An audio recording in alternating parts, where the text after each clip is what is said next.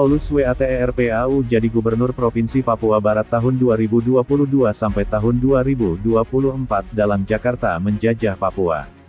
KNPB Ndugama, kemarin tanggal 12 Mei tahun 2022 Komjen Paulus Waterpau PW, dilantik Mendagri Tito Karnavian jadi Gubernur sementara Provinsi Papua Barat 2022-2024.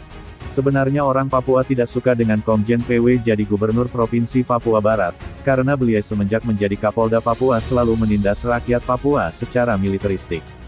Di mana-mana rakyat Papua diteror, diintimidasi, dikriminalisasi, ditangkap, dan bahkan ada yang ditembak. Namun sama sekali tidak ada pertanggungjawaban hukum dan HAM atas kejadian-kejadian tersebut. Sebut saja penembakan Eden Bebaris di Timika, 2020, Hendrik Lokbere di Nduga, 2020, dan lain sebagainya. Hal ini belum dengan kekerasan demokrasi atas kriminalisasi ruang gerak rakyat Papua hingga diteror, ditangmap dan dikriminalisasi pasal berlapis. Bisa dibilang bahwa tangan beliau sangat berdarah, penuh dengan kejahatan HAM, dan selalu saja menjadi kaki tangan penguasa oligarki kekuasaan pemerintahan kolonialisme Indonesia di atas tanah Papua untuk kepentingan ekonomi politik itu sendiri. Tanggapan Amnesty. Kasus perburuk situasi HAM di Papua oleh beliau di atas, Amnesty pun memberi tanggapan panas. Amnesty menyebutkan bahwa, Komjen Paulus Waterpau pastinya dilantik jadi kepanjangan tangan pemerintah pusat.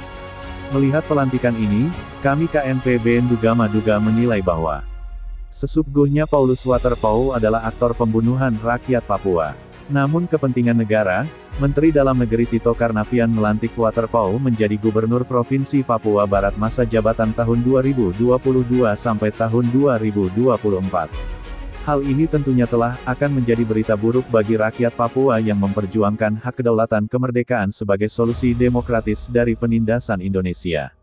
Sebab Paulus Waterpau akan menyebabkan ruang demokrasi terus akan dibungkam dan operasi militer terus dipiara dari bumi cendrawasih Papua, hingga pelanggaran HAM berat akan kian bertambah buruk di atas tanah Papua, khususnya wilayah Papua Barat.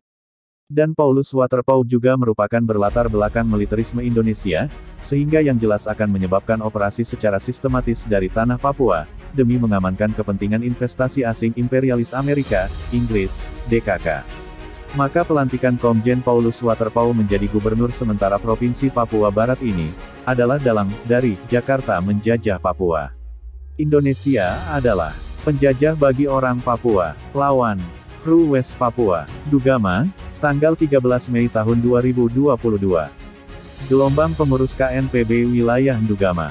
Tagar Save Manusia Papua. Tagar Save Tanah Papua. Tagar Free West Papua.